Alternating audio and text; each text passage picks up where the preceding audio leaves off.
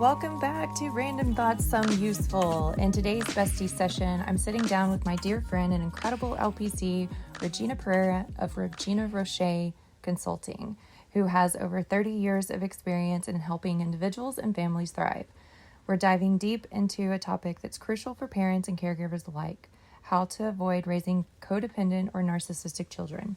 We'll explore the impact of early childhood development, the role of community, and conscious parenting strategies that can make all the difference. So grab a notebook, settle in, and let's get into this enlightening conversation. You won't want to miss it.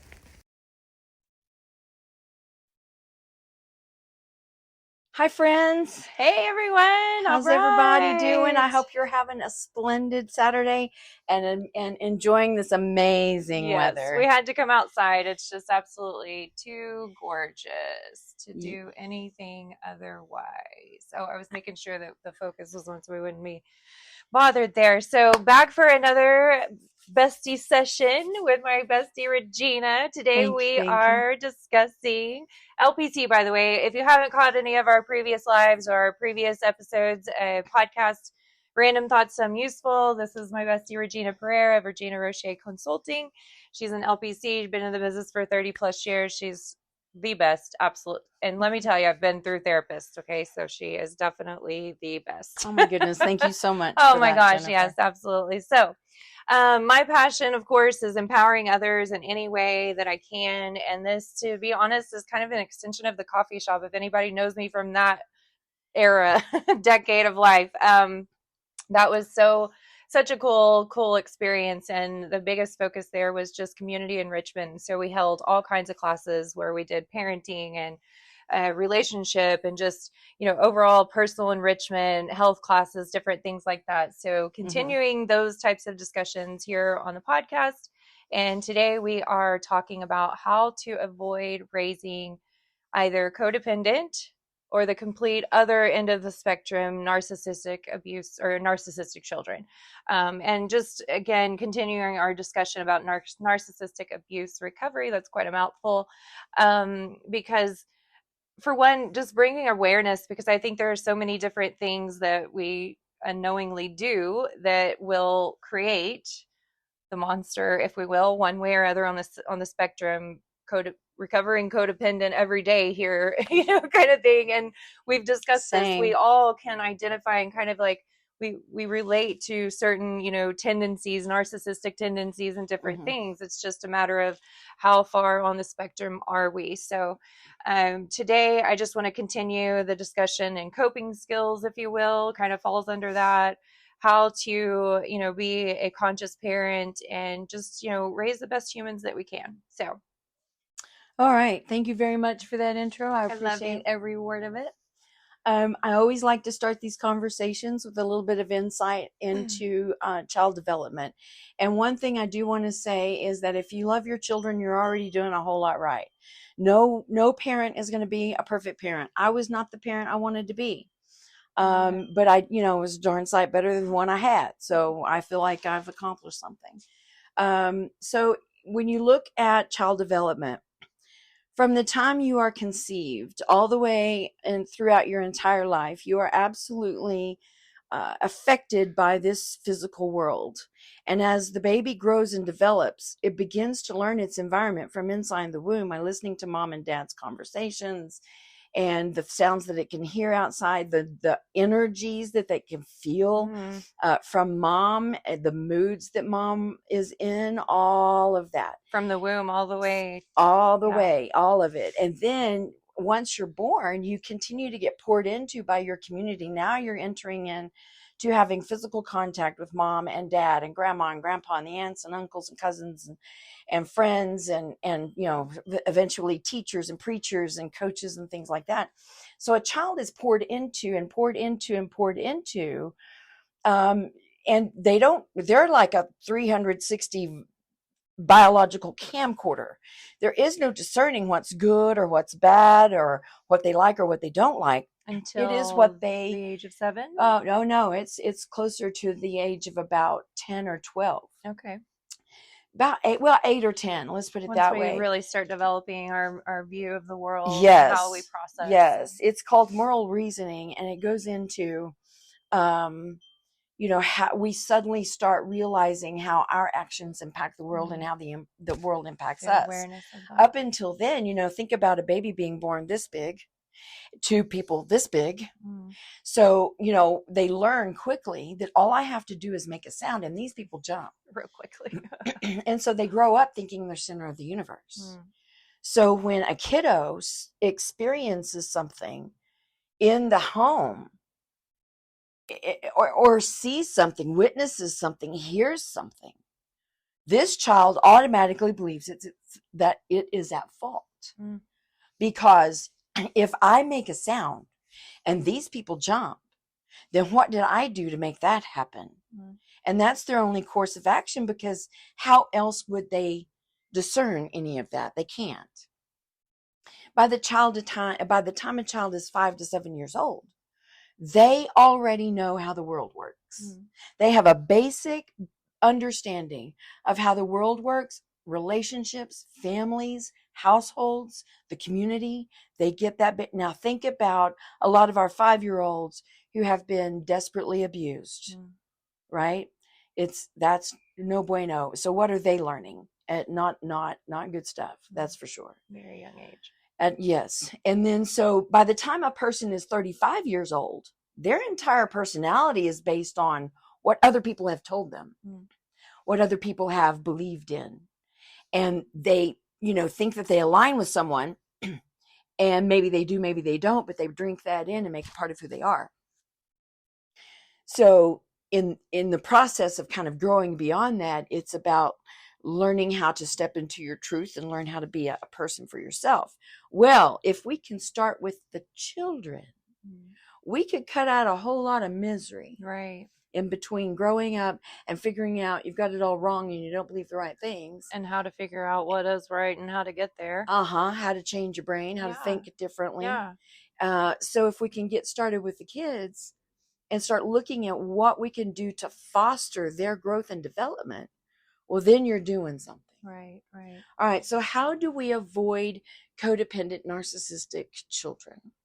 We have to pay attention to ourselves, parents. Narcissistic, codependent parents are going to have narcissistic, codependent children. Period. End of story.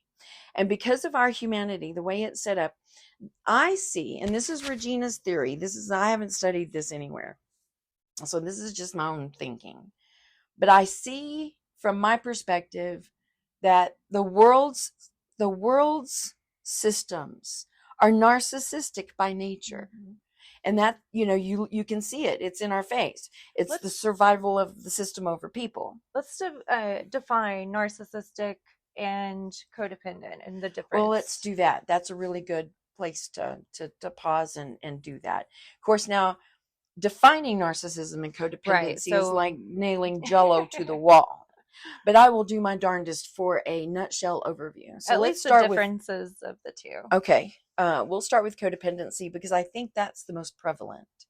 And that's probably because of our religious systems. Codependency is quite literally being absolutely addicted to the approval of others. And so they're the first ones to put themselves on the back burner. Shoot, no. We have put ourselves off to the side to cool off. And then we put ourselves in Tupperware. And then we put ourselves in the middle of the freezer because we want to fill our spot with somebody else's spot. And so we are the caretakers. We are the givers. We are the emotional ones. We are empaths. We feel the world before we even have a chance to think about it. We are the ones who are going to rescue people. And if they don't have someone that they can work on, someone they can fix, something they can do to help a situation, then they feel like they're not doing something right. They feel almost guilty for not having someone to help. Now, Melody Beattie, Codependent No More, likens it to alcoholism. That being codependent, your brain is so addicted to the dopamine and the serotonin that you get from from helping someone, that without it, you deprive yourself. You're antsy, you're anxious, you're really out of sorts and crawling out of your skin because you're not doing something to help somebody else. And when it comes to identifying the self, they have no idea who they are. These are the folks that kind of get wrapped up in family drama. Yes. Yeah. And they're the ones that's trying to keep the boat from rocking. And end up attracting a narcissistic Yes. partner. Yes. So that they can then fill that role again. Yes. Yes. In the relationship. Oh, well, they don't stop filling it for other people either. But when it comes to narcissists, here's what the deal is. Codependents see everyone's pure of heart about them. And they see everyone's potential. So you've got this tall, dark, handsome man, and it could be a woman too. Right. This beautiful woman walks into your life, and they are charming. They are sweet and romantic and caring and connecting to you. And they speak your language. They're finishing your sentences. They have the same interests. They just seem to align with you. They begin to say things like, I've just never felt this way about anyone before. You just simply rock my world. And they give you this beautiful facade of a person that the empath falls completely in love with. And she sees a beautiful timeline for the two of them, this potential that is just magical. And so she jumps into this relationship, and it's not necessarily a fast thing. Right. Girl, could I tell you some stories? And maybe I will before it's all said and done. But then she's falling in love. He continues the love bombing. He paints this beautiful picture. He creates this reality of himself that doesn't exist and pulls her into his web. But then as soon as he has her, she has him caught in the web, well, then he can relax, because dang, it's hard to keep up that facade all the time. Man, it's one thing to have to do it at church, but to have to do it 24/7 and with this girl so much. Whew, it's hard work. So then they, the elaborateness of this facade that he created begins to melt away, and things begin to change, and the feeling between you is not quite as wonderful as it was before, and little behaviors and little hints of behaviors begin to show up, and then by the time it's all said and done, you see their true colors, and they have become abusive and controlling. So when it comes to the narcissist, how do you define a narcissist? A narcissist is someone who is literally devoid of emotion. Now, let me explain why that happens. Now, how do they get there? How they get there. Now, some narcissists who are sociopathic or psychopathic generally can be born that way, but generally they're made. And I'm talking about those children who are horribly abused. I'm talking about the ones who are horribly neglected. 60% of violent criminals in prisons today are the product of severe childhood abuse, especially in the category of neglect. Oh, wow. And so neglect, sex abuse, verbal abuse, environmental abuse, medical neglect, all of those things add up to be a cocktail of not great stuff for this kiddo. So what happens is they begin, they're in survival mode from day one. And sometimes these kids are left to fend for themselves, and they're eating whatever they can find in the trash can or whatever, or an older sister is taking care of them and somehow opening up the can of tuna, whatever. And so they become so instinctually tuned into survival, it becomes their personality. And they're threatened by everything. They're threatened by everyone. Paranoia Everyone's is off the charts. Everyone's out to get them. It's everyone else's fault. Okay? That's how that narcissist gets started. That's one way. There's more than one way.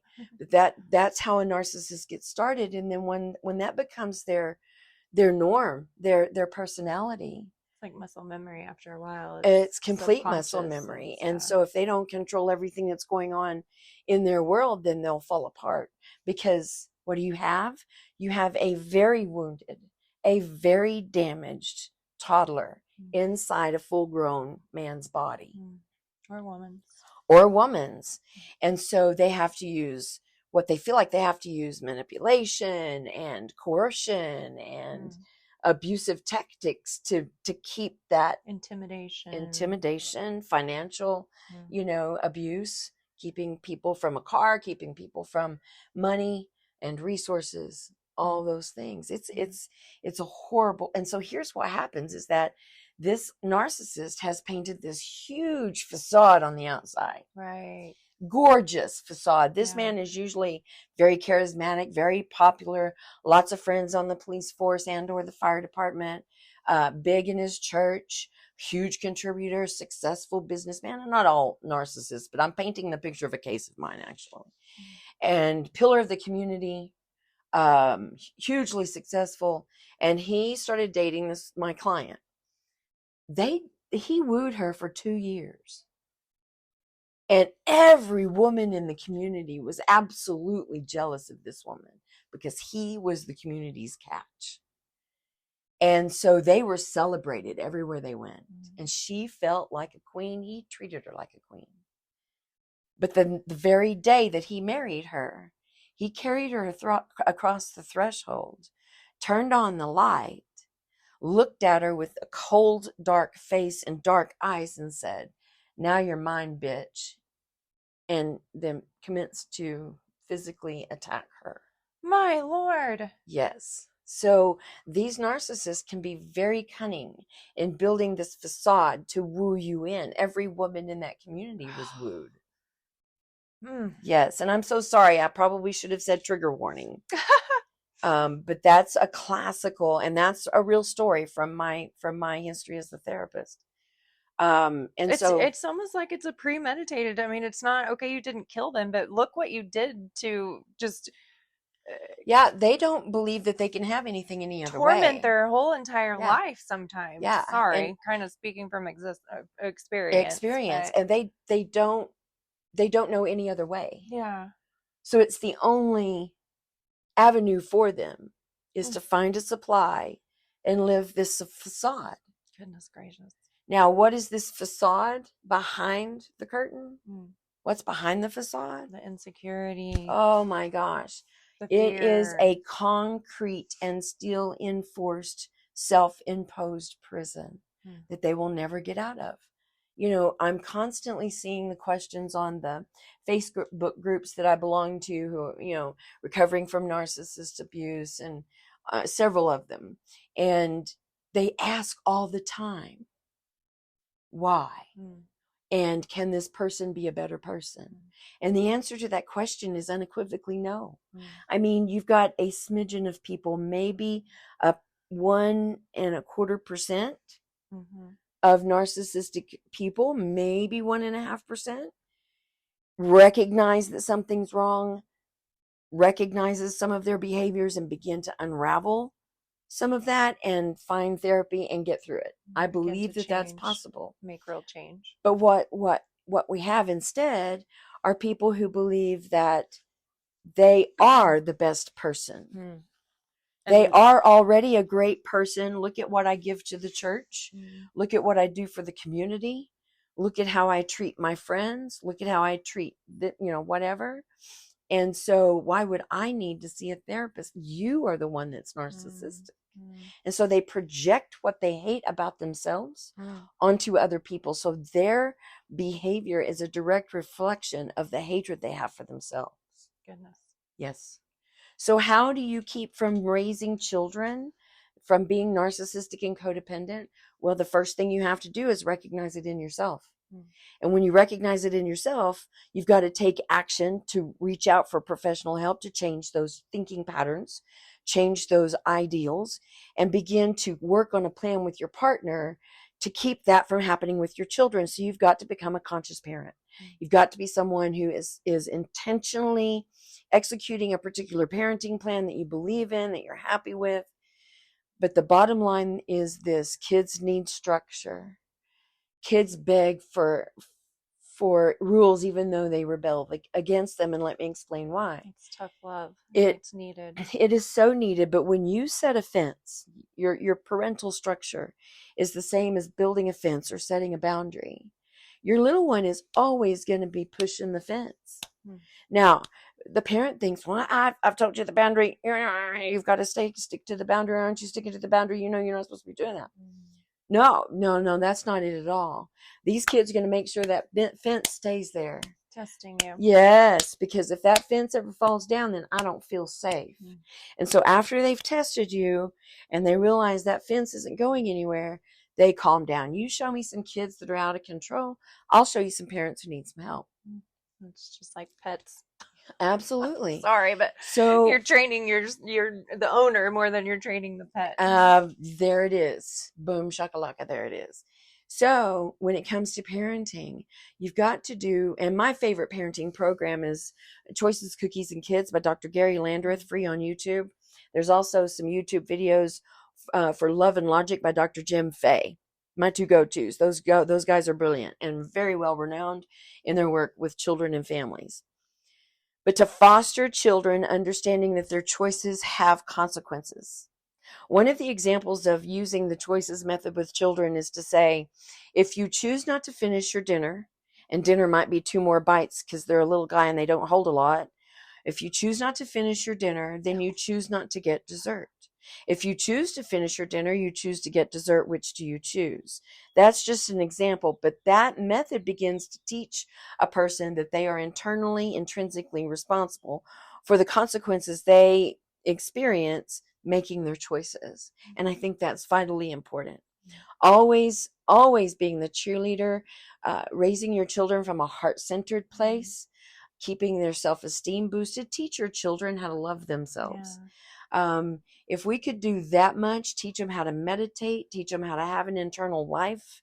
Positive affirmation. Yes. Encouraging them when they do make good choices and do good things. And yes, build focusing empathy on the right things. Yes, building empathy and teaching children how their actions impact others.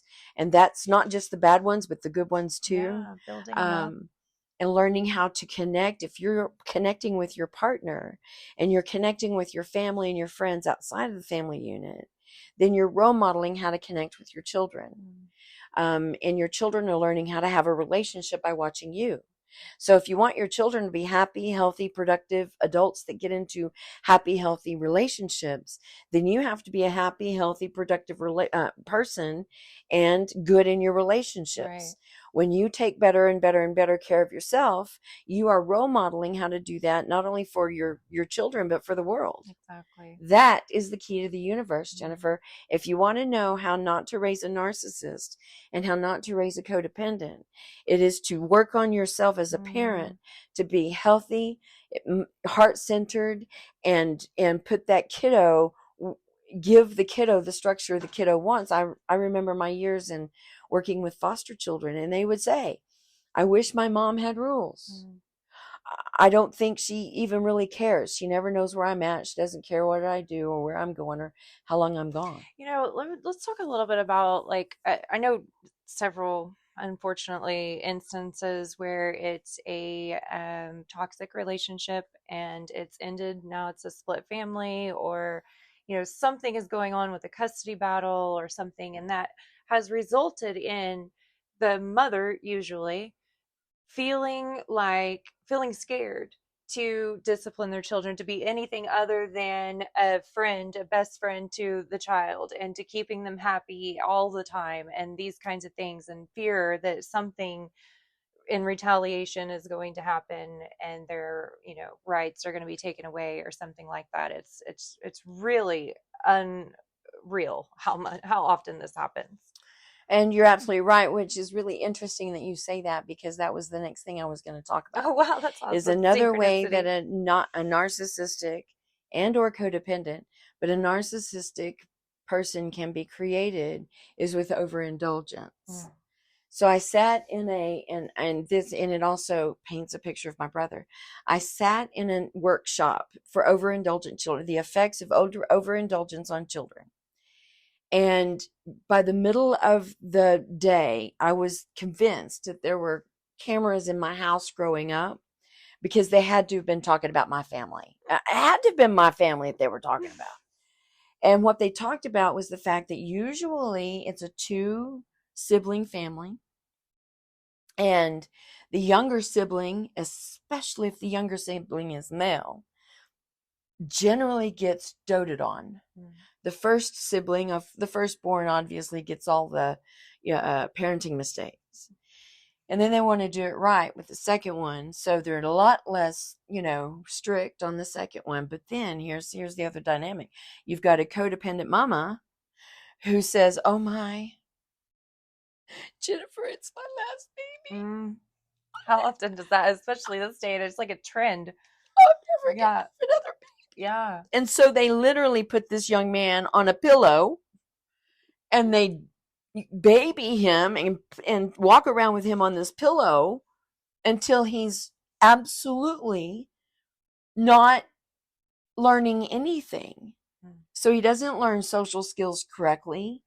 He's not learning how his actions affect others because he's getting weight. These are the moms who wait on their boys like personal maids and personal assistants. These are the moms who bail their children out of every problem. These are the moms that are showing up at school to talk to the teacher or the principal or all of the above about little Johnny who's bothering my boy.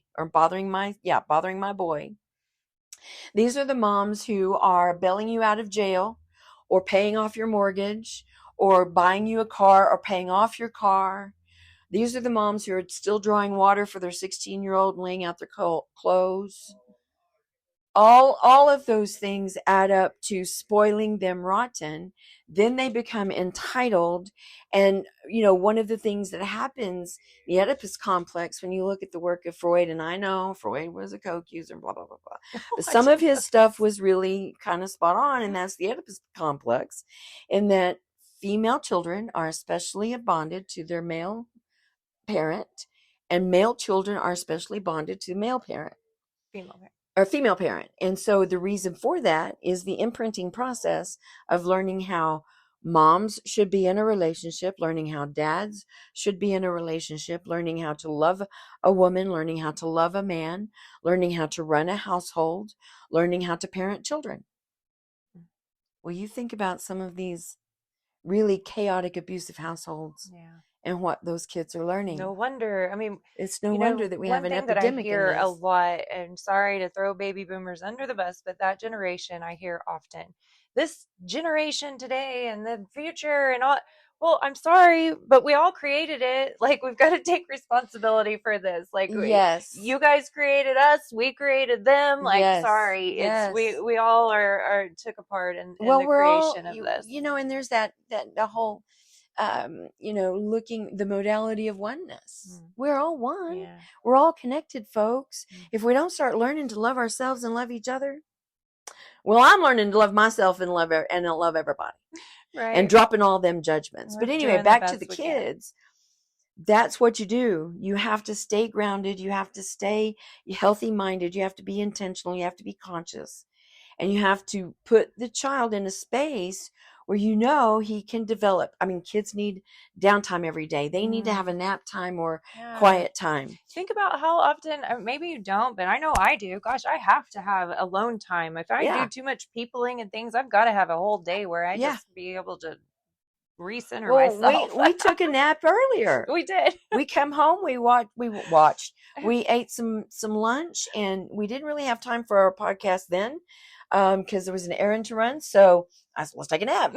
Jennifer gets over here in the hammock. You can't see it on the screen. She gets in the hammock and I go to the bedroom and I got me a 20-minute power nap. Yeah, that was great. It was wonderful. So, okay. So yeah, what were you? We were just talking about self-care and how, encouraging kids to take time to, contemplate their day and their thoughts and, teach them to meditate. coping skills, teach healthy coping skills. Like you can teach kids, like one of my favorite things to teach children, aside from deep breathing, is a game I call Spaghetti. And it's muscle tension relaxation technique, but to take them through a process like you would an adult, you cannot hold their attention. So I would have the kids lay out on the playroom floor and pretend to be uncooked spaghetti. So they would stiffen up their body from head to toe and hold those muscles as hard as they could for a few seconds, and then become cooked spaghetti, and we'd all melt into the floor. Mm-hmm. And then we'd do that. I'd have them doing that 4 or 5 times after a couple of deep breaths, and that is very relaxing. I'll tell you another thing that really goes a long way, and we don't realize it, and as parents we hate it. Just as adults in general, I know myself, I struggle to move, exercise, work out, whatever every day. Absolutely, me too. But if you can incorporate that with your family, I mean, number one, you're going to cultivate that type of discipline and interest and motivation in them to where it'll carry it into adulthood. Mm-hmm. I mean, my dad was a huge advocate growing up. He was always fine bringing home, different supplements that would help, minerals. We would run the mile square together. We were always, practicing, playing basketball, doing some kind of physical activity and those kind of things. And I mean, for the most part, we're all pretty active today and pretty health conscious and, those kind of things. But one thing I've noticed or realized along my journey is all the years and effort towards the physical, just being an athlete and being active in general. There was, there was a part where, okay, health isn't that great, so let's focus on food and these kind of things, and things got a lot better. But in the end, nothing really got better fully, and especially now I've really learned just really working on the mental aspect of life and just how to cope with it, how to not have how to focus on the right things and not let the frustration and overwhelm take over my overall outlook about, maybe the day or even just the future, career wise or relationship wise, these kinds of things. Anyways, getting off topic a little bit. That's okay. But the whole point is self-care and being able to regulate your own emotions and process things in a healthy manner. And that's going to teach your kids. And so back to the overindulgent parents, when mom is overindulgent to that baby boy like that, and she's bailing him out of jail, she's paying his speeding tickets, she's buying him booze, she's letting him have parties at the house with his minor children. He's doing nothing but gaming, eating terrible food. Yeah, all the things. You create what's called a Peter Pan syndrome in a man. Have you heard of that? I have. Peter Pan syndrome is that boy that never grows up. And my brother did not leave the nest until after he was 23 years old. And I remember him looking at me and going, why would I leave? I've got free food. I get my laundry done, and a free place to stay. Why on the world would I move out? Nowadays think that parents are being mean to them because they are, making them do chores and taking responsibility and these kinds of things. That's how you build on these skills so that we're productive adults. And again, just like every other narcissist, these Peter Pans, they don't know how to hold a job. They don't know how to keep relationships. They can't work for other people. So they usually try to start their own business, but then that never gets really successful. And it's just really very pitiful, quite frankly. So I don't know if anyone might not have a question or anything, but bottom of the line, take really wonderful care of yourself. Embrace radical, unconditional, positive self-love and regard. Build a self-care, culture of self-care. That way you can role model it for your children. Teach them to meditate. Teach them to take care of themselves. Teach them about their empathy. Teach them how to have a loving relationship by having loving relationships. Spend quality time with them. Give them alone time. Also, too, babies need to learn how to fall asleep on their own. Many times parents rock way too long and they wait till the baby's asleep to put them down. Baby wakes up, they got to be rocked again. You're making them addicted to being rocked to sleep. If you can get them to Relax in your arms while you're rocking and singing and cooing and bonding and all the yumminess that comes with that. Right. Then just before they fall asleep, lay them down on their own, right? Pat them on the shoulder, walk away. They will fall asleep on their own. You do that throughout their babyhood. That is a self-soothing mechanism that gets formed in the brain at that time. Without that, they're going to struggle with anxiety. They're going to struggle with learning how to be self-regulatory. Goodness. Yeah. So, well, this might be kind of a short one today. We'll continue discussions for sure. We're going to have lots of these continuing or narcissistic abuse recovery discussions and just how to live your best life. That's what we're here for. That's exactly right. So if you're watching this live or if you're watching this later, don't hesitate to leave questions, comments for us. Like and share our video. And we just want to help people. Yeah. That's all. We tried to go live on YouTube, but we have to have 50 subscribers to be able to do that. So if you guys would please go to our YouTube channels and please subscribe to those would be amazing. It doesn't cost you anything. It's just how they word that. Yeah. But it's basically like getting followers. So if you guys would do that, that would really help us out. That'd be cool. That would be amazing. If you have any parenting questions, leave them for me. I could talk until the cows come home about good parenting. We appreciate your time. Thanks for tuning in, everyone. Thank you. Love you guys. Have a wonderful evening. Love you. Namaste. How do you turn it off? Finish.